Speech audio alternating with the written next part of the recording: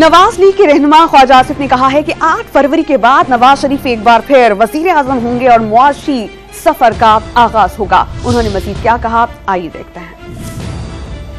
कल या परसों ब्लूमबर्ग एक बड़ा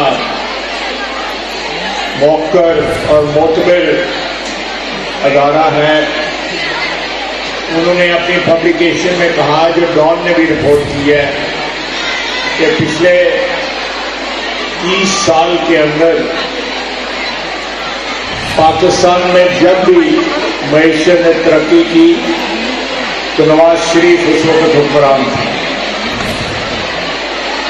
इंशाअल्लाह ताला 8 फरवरी को जिस दौर का आगाज हो रहा है, जिसमें नवाज शरीफ एक दफा फिर वजीर आजम होगा, मुआशी सफर का